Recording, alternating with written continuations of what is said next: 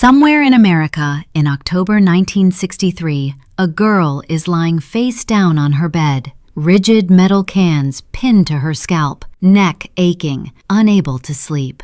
3,000 miles away, another girl is kneeling on a cold linoleum floor while a school administrator measures the distance between her skirt hem and the ground. And somewhere in Georgia, 35 girls, some as young as 10, are locked inside a Civil War-era prison for the crime of asking to be treated equally. All of this is the same country. All of this is the same year. This is not the 1963 of old photographs and pastel nostalgia reels. This is the year as it was actually lived by a generation of teenage girls growing up inside a world that had quietly decided, in law and in custom and in the pages of every magazine they read, exactly how much space they were allowed to take up, exactly how much money they were allowed to earn, exactly how much of themselves they were allowed to keep. What you're about to discover is not what you've been told, and once you see it, the postcard version of the era is going to be very difficult to look at the same way again.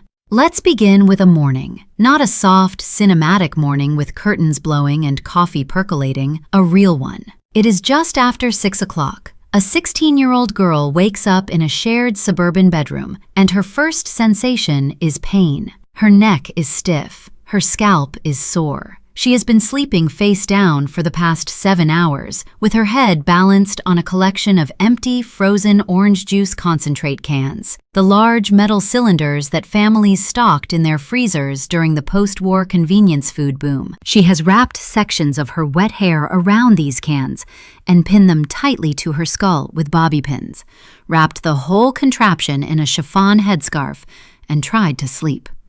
She cannot sleep on her back. She cannot sleep on her side. She can only lie on her stomach with her head hanging slightly off the mattress, or she risks crushing the rollers and ruining the style. This is how millions of American teenage girls prepared their hair in 1963. Commercial, large-diameter hair rollers simply did not exist yet. The bouffant and barrel curl looks demanded by the era required voluminous, chemically straightened results. Soup cans, juice cans, metal cylinders from the kitchen pantry, every single night. Imagine doing that tonight and trying to perform well in school the next morning. Before she can even get dressed, there is another step. She reaches under her bed and pulls out a girdle, a tight, rubberized elastic undergarment designed to compress her hips and stomach, and steps into it. Not because she is overweight, not because she is self-conscious, because the social contract of 1963 demands it. Fashion and peer culture have decreed that no natural movement of the female body should be visible beneath clothing. No jiggle, no shift, no suggestion that she has a physical body at all. Even slender, athletic girls are expected to wear them. 17 magazine, the definitive authority on teenage womanhood, has made this quite clear. A girl who skips her girdle is a girl who has failed to understand the assignment. She dresses carefully, a heavy pleated wool skirt, a starch-stiffened cotton blouse with a Peter Pan collar, white bobby socks, leather saddle shoes. She cannot wear pants. She cannot wear jeans. At virtually every public high school in the United States in 1963, appearing at school in slacks or trousers is not a fashion choice. It is a rule violation that will get you sent home. The institutional argument is that pants compromise traditional femininity and modesty. There is no counter-argument available to her. In the bathroom, she opens a small red cardboard slide box, a Maybelline Cake Mascara Compact, and spits directly onto the dry black block inside. She rubs a tiny brush against it and paints her lashes. This is not unusual. This is the standard method.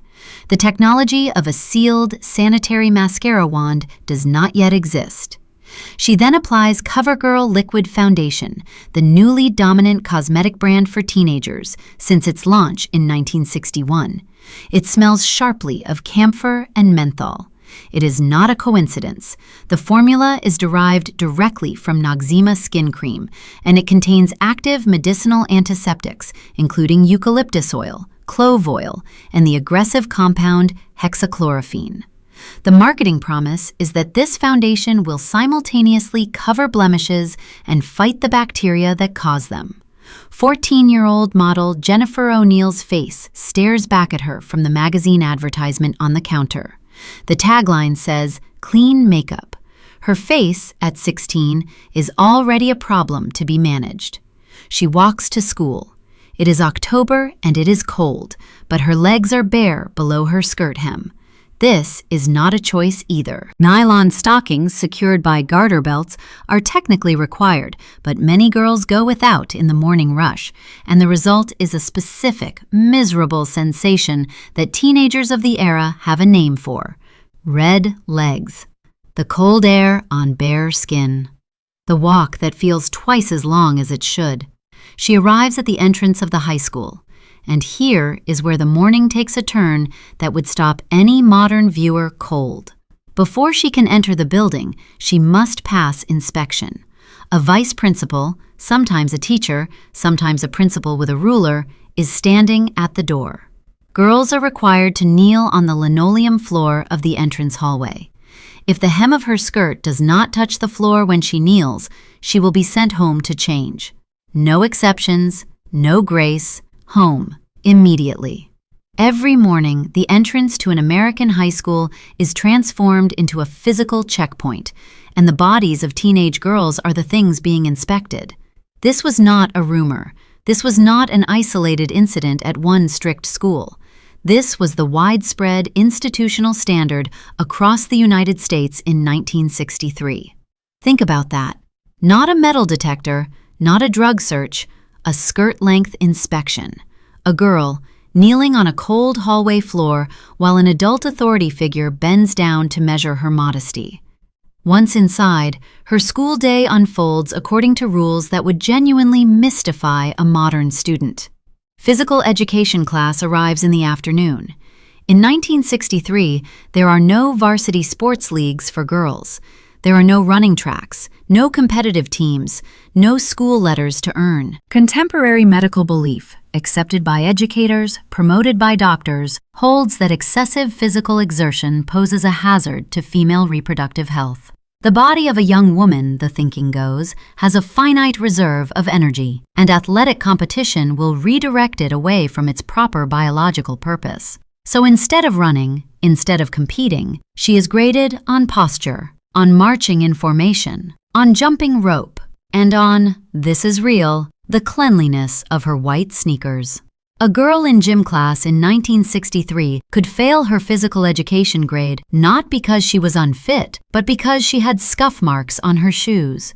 Then comes home economics. This is not an elective. This is a compulsory class, and it is for girls only. Today's lesson involves dishwashing technique. The textbook, approved by the school district, instructs girls to wash dishes with one hand inside the soapy water while keeping the other hand resting dry on the edge of the sink. The reason given is ergonomic efficiency. Using momentum correctly conserves energy. The deeper reason, unspoken, is the entire premise of the class itself. She is being professionally trained for the management of a household, not as a backup skill, as a primary life purpose. Other lessons will cover ironing technique, casserole preparation, and the proper setting of a dinner table. One home economics manual of the era states flatly that an ugly table setting ruins a meal, that the visual presentation of the table matters more than the food itself. Another instructs girls to deliberately reduce their personal food budget in order to spend more money on attractive clothes. The logic is explicit. A well-dressed girl attracts a husband. A husband is the financial unit. Therefore, attractive clothing is a more rational investment than adequate nutrition. This is not a parody. This is the curriculum. The school day ends and she walks home. The family car is parked in the driveway, but it is not for her. In the vast majority of middle-class American households in 1963, the automobile is the vehicle of the working father. She walks. At home, the afternoon is structured. Chores first. Vacuuming the living room, dusting the furniture, ironing her father's work shirts, a skill she has been formally trained for. Dinner at 6 o'clock sharp. The meal, prepared by her mother, reflects the era's deep faith in industrial food processing. A Velveeta and Campbell's mushroom soup casserole served with canned green beans and followed by Nabisco Oreos. A loaf of white bread costs 7 cents. A carton of eggs costs 30 cents. A half-gallon of milk delivered to the door costs 21 cents. The grocery store is cheap by modern standards, and yet those modest costs still consume a significant share of the weekly household budget. After dinner, she wants to call a friend to discuss a homework assignment. She picks up the telephone, a rotary desk model, wired directly to the hallway wall, not in her bedroom, not in any private space, and lifts the receiver. She hears voices. Her neighbor is discussing a doctor's appointment. She sets the receiver back down quietly and waits. This is the party line. Her home telephone is not a private communication device. It is a shared community utility. The copper wire running from the telephone pole outside serves multiple households simultaneously, sometimes 2, sometimes as many as 10. When someone calls her number, the phone rings in every house on the line at the same time. The only way to tell which call is for which house is a coded ringing pattern. 1 long ring and 2 short rings means it's for her family. A single long ring is for the neighbors. She has to listen carefully every single time the phone rings to know whether to answer. And privacy? There is none. Any neighbor on the party line can silently lift their receiver at any moment and listen to every word of every conversation. This happens constantly. It is so common that some households keep pet canaries near their telephones, because if a caller hears a bird chirping in the background, they know someone on the line is eavesdropping. Teenagers have developed entire coded vocabularies using weather references to share gossip safely. It looks like rain means something entirely different from what it appears. If the line is occupied and she needs to make a call urgently, she has one option: pick up, interrupt her neighbor mid-conversation, and verbally request the line. State law technically makes it a crime to refuse to yield a party line during a genuine emergency. Teenagers know this. They lie about emergencies regularly to move gossiping neighbors off the wire. This is not rebellious. This is adaptive. She gets her call in eventually, under the watchful presence of her parents, who can hear everything from the next room. The conversation is short. By 7 o'clock, the family has gathered around the living room television, a large black and white console, the centerpiece of the room. There are 3 channels: ABC, CBS, and NBC. That is all. Programming is strictly controlled for family-friendly content. There is no mechanism to record a broadcast, no way to pause, rewind, or watch something later. If she misses a program tonight, she misses it forever. Television in 1963 is a live, synchronized national experience. 60 million Americans watch the same thing at the same moment, and then it disappears. By 9:30, she is back in her bedroom, rolling her hair onto the metal cans again. But here is where the postcard cracks. Because underneath all of this, underneath the casseroles and the chores and the inspected skirt hems, there is a financial architecture that has been specifically constructed to ensure that she cannot leave. In 1963, if she walks into an American bank and asks to open a basic savings account, many banks will flatly refuse her unless she brings a male co-signer, a father, an uncle, a male guardian, her own signature, her own name, her own desire to save her own money. These things are not sufficient. They are not, in the eyes of the banking system, real. Credit cards? She cannot get one. Independent credit does not exist for single women. If she ever wants to borrow money, buy a house, or start a business, she will need a man's name on the paperwork. Financial institutions discount female income entirely, on the stated assumption that women will inevitably leave the workforce to have children. Her future labor, her future earnings, preemptively deemed worthless by the banks before she has taken a single step into the adult world. And then consider what she would actually earn if she entered that workforce. The classified job advertisements in her local newspaper are divided into two columns: help wanted male and help wanted female. She is not allowed to apply for the jobs in the male column. Her column contains typists, telephone operators, receptionists, waitresses, and retail clerks. These are the jobs she is permitted to want. In 1963, women working full-time earn a median individual income of $1,400 a year. Men working full-time earn $4,500. She can work just as hard, just as long, and she will take home less than a third of what a man earns for comparable effort. This is not a cultural attitude, it is a legal structure. On June 10, 1963, just months before this particular October morning, President Kennedy signs the Equal Pay Act into law. The room celebrates. The newspapers report a milestone. But the legislative fine print tells a different story. Business lobbying groups, including the U.S. Chamber of Commerce and the National Retail Merchants Association, had fought the bill aggressively. They argued that female employees cost more to hire because of higher absenteeism, higher turnover, and mandatory state amenities like longer meal breaks and separate restrooms. To get the bill passed at all, the language was weakened. The original version demanded equal pay for comparable work. The final version requires equal pay only for equal work. A subtle but devastating distinction that allows employers to maintain separate, lower-paying job titles for women doing essentially the same job as their male colleagues. The loophole is written into the law the day it is born. There is something else, something that the postcard version of 1963 does not show at all. For a teenage girl in this era, there is one fear that eclipses everything else. One threat that governs behavior, shapes relationships, defines the stakes of every private decision. It is not a nuclear bomb. It is not a car accident. It is pregnancy. Not because pregnancy itself is the problem, because what happens to her if she becomes pregnant outside of marriage is a structured social catastrophe from which there is essentially no recovery.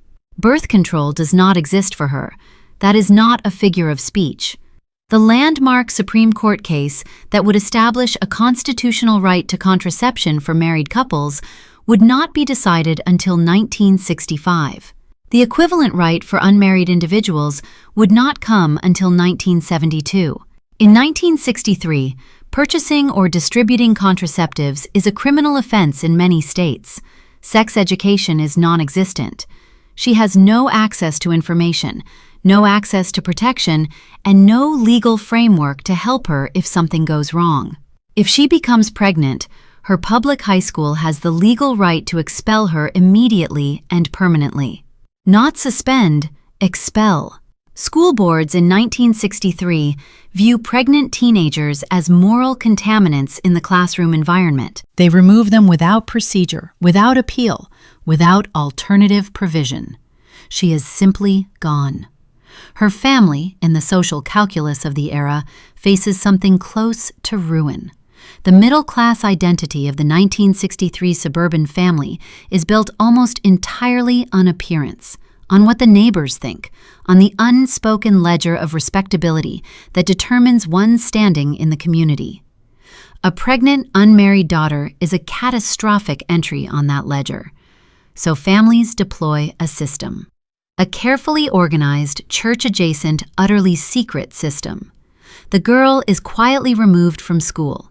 A story is constructed for the neighborhood. She is visiting an aunt in another state. She is attending a boarding school for the semester. The neighbors nod and say nothing and suspect everything. The girl is transported, sometimes across state lines, to a religious maternity home, often run by the Salvation Army or a Catholic order, often in a city no one in her family knows. Upon arrival, she surrenders her name. The matron gives her a pseudonym. Her real family name is forbidden inside the facility. She is stripped of her identity on day 1.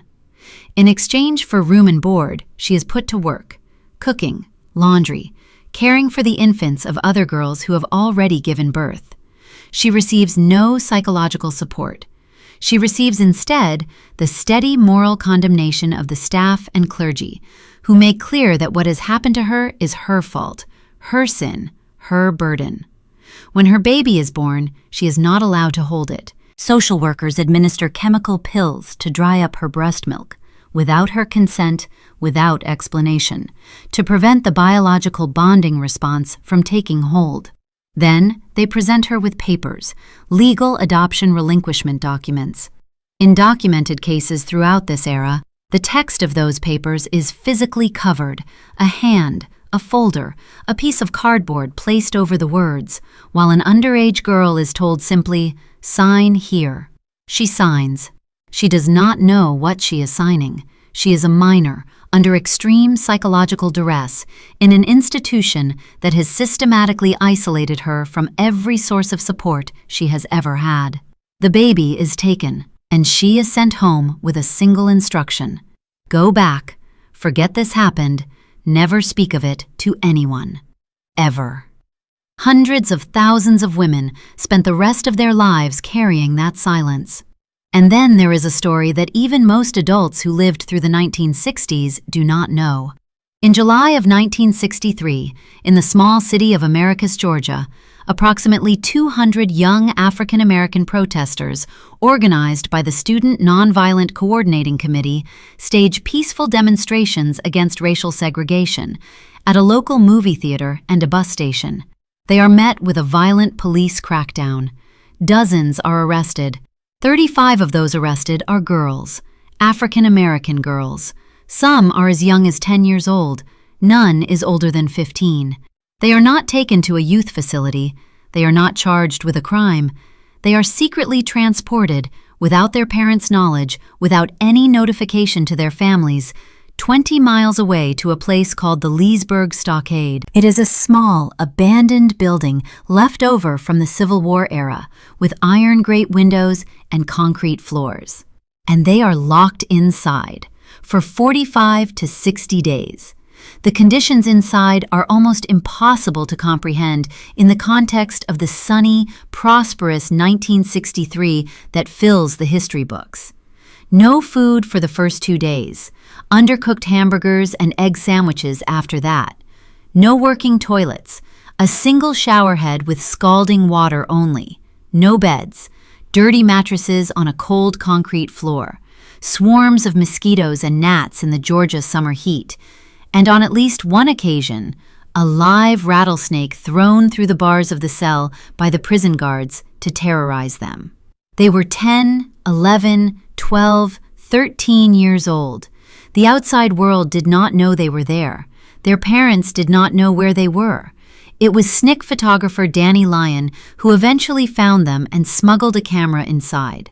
The photographs he took, young girls in Sunday dresses sitting on concrete floors behind iron bars, were published in Jet magazine and the Chicago Defender, and they shocked the country. The girls were released in mid-September. They were never charged with any crime, and when they came home, their families received a bill, $2 per day, for the cost of their children's illegal imprisonment. That is the America that sits behind the postcard. That is the same October that our 16-year-old in the suburbs is waking up in, rolling her hair onto juice cans, walking to school in the cold with bare legs, kneeling on a linoleum floor to prove her skirt is long enough. There is one more piece of this world worth understanding, because it tends to surprise people the most. The popular image of 1963 as an era of freedom from surveillance, a time before smartphones, before tracking, before the constant monitoring of modern life, is almost perfectly backwards. These girls were not free from surveillance. They were surveilled constantly by systems far more intimate than any algorithm. At school, administrators monitored their bodies down to the inch of hemline. In the hallway, the vice principal checked their undergarments. In gym class, the cleanliness of their sneakers was a graded metric. Their romantic lives were governed by the institution of going steady, a highly codified system of exclusive heterosexual pairing that peer groups enforced with the brutality only adolescents can manage. If you were going steady and you talked to another boy at a party, your social standing could collapse overnight. If your steady partner couldn't attend an event, you stayed home too. Dating multiple people was not liberated. It was social death. And even the Catholic Church weighed in. Parochial schools banned going steady outright, with clergy declaring it a proximate occasion of sin. Advice columnists publicly condemned it. One syndicated writer warned that the custom possessed all of the worst features of marriage and none of its advantages. Adults who grew up in the pre-war era believed their children should date widely, casually, and constantly, and they enforced this belief through institutions, through sermons, through the editorial pages of the magazines stacked in every waiting room in America. Even on the telephone, that rotary model wired to the hallway wall, her conversations were broadcast to multiple households simultaneously. Even at night, rolling cans into her hair in the privacy of her bedroom, she was operating inside a structure of expectation and conformity so dense that privacy was less a right than an illusion. In February of that same year, a book arrived that began, very quietly, in living rooms and kitchen tables across the country, to name what was happening. Betty Friedan published The Feminine Mystique, and in it, she described something she called the problem that has no name. The deep, unspoken unhappiness of educated women who had followed every instruction, met every expectation, achieved the house and the husband and the children, and found themselves staring at the kitchen wall in something that felt dangerously like despair. The book sold enormously. Women passed it to each other in paper bags. They read it after the dishes were done and the children were asleep. It did not yet change the laws. It did not yet change the schools, or the banks, or the classified job columns. But something shifted. Something that had been private became, for the first time, shared. What do we do with all of this? It would be easy, and wrong, to look at 1963 through a single lens. There were real joys in that world. The music was extraordinary, and the way teenagers consumed it, listening booths in record shops, the AM radio dial crackling with something new, 45 RPM singles passed between friends like currency, had a physical, communal texture that is genuinely lost. Going to the movies was an event. 85 cents for a ticket to see Elizabeth Taylor in Cleopatra, sitting in a darkened theater with your friends, watching the most expensive film ever made at that point in history. The synchronicity of television, everyone watching the same program at the same moment, knowing that the entire country was in the same room, created a sense of collective experience that the infinite scroll of modern media has made nearly impossible to replicate. And yet, a woman who was 16 in October of 1963 could not open her own bank account, could not get a credit card, could not apply for the jobs listed in the male column of the newspaper, could be legally expelled from school if she became pregnant, had no access to contraception, could be forcibly separated from her own newborn child and made to sign away her rights without understanding the documents, could, if she were a black girl in Georgia, be locked in a Civil War prison for 60 days for the act of peaceful protest, and then receive a bill for it. The girls who lived through 1963 did not know that a revolution was coming. They could not see it from where they stood. What they could see was the kneeling inspection, the girdle, the party line, the maternity home, the stockade. And they navigated it, and they endured it, and some of them eventually helped dismantle it, through laws passed in the years that followed, through the Equal Rights Amendment debates, through Title IX in 1972, through the slow, contested, still unfinished work of making the freedoms in the postcard available to everyone in the photograph. We look back at 1963 and see a simpler time, But the girls who actually lived it knew the truth. It was simpler only for the people the system was designed to protect. For everyone else, it was something they were surviving.